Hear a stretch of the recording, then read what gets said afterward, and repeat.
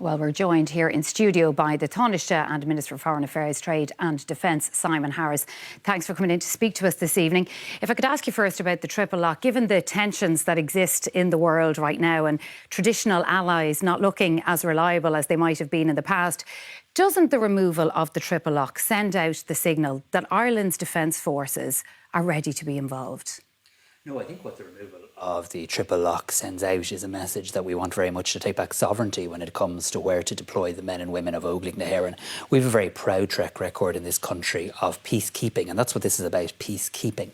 But the idea that any permanent member of the Security Council can have a veto, including Vladimir Putin, on where our defence forces go is not democratic. People go out in elections in this country and they vote for the democratically elected members of the Dáil. They elect the government, and I think it's important that we do provide that opportunity for those decisions to be taken here in Ireland. And it is, of course, a recommendation from an international forum that we had on international security. Are you not worried at all that Ireland might come under pressure, though, to join some kind of EU military force? We can't depend on other people for defence and give nothing back.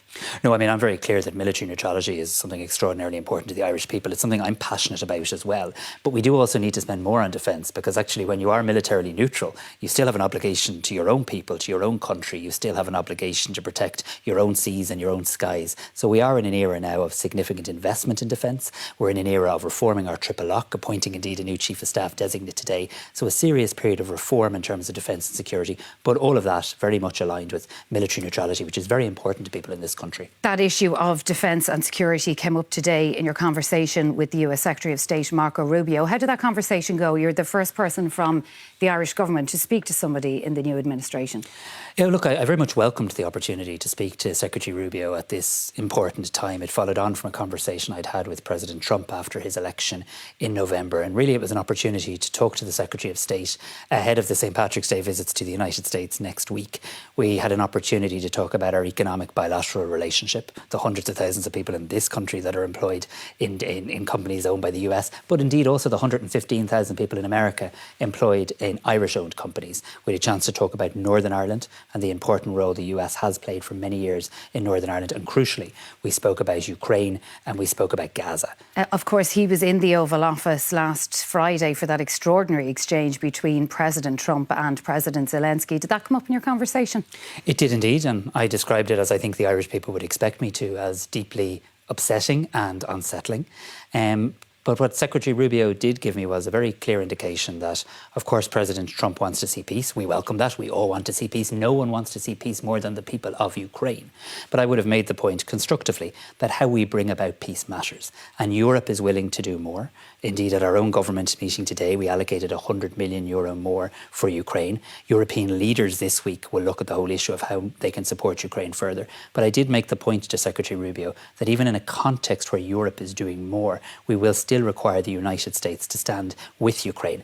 He did leave me in no doubt that the plan here from a US point of view is to try and get people around a table, a negotiating table. That is good once obviously Ukraine are around the table. Exactly, and because Europe is he around did the table. take part in those talks in Saudi Arabia with Russian officials, and there were no Ukrainian officials there. So what's his view of how peace is delivered to Ukraine? Well, in fairness to Secretary Rubio, from the conversation we had today, I think he has a very clear appreciation that Ukraine obviously must be in the room in relation to any peace talks. So too must Europe. And I would have made the point that we absolutely want to see peace, but how it's brought about matters. It matters to Europe, it matters to the UN Charter, it matters to international law and the rule of order in our world. And I think the Secretary had an appreciation of that. The most important thing now is, deeply unsettling as the scenes were in recent days, we have to try and move forward. We do need to see peace. But like I say, how that comes about is a bit we need to hear much more from. Finally, you asked about investment. You spoke about the bilateral investment between the US and Ireland. What did he say to you about tariffs? Well, Secretary Rubio doesn't have responsibility for tariffs in the way I have responsibility for trade here, but he did have an appreciation of the economic relationship. I made the point to him that Ireland is the 6th largest foreign investor into the United States, that it is now a two-way relationship. I was struck by the fact he was familiar with that.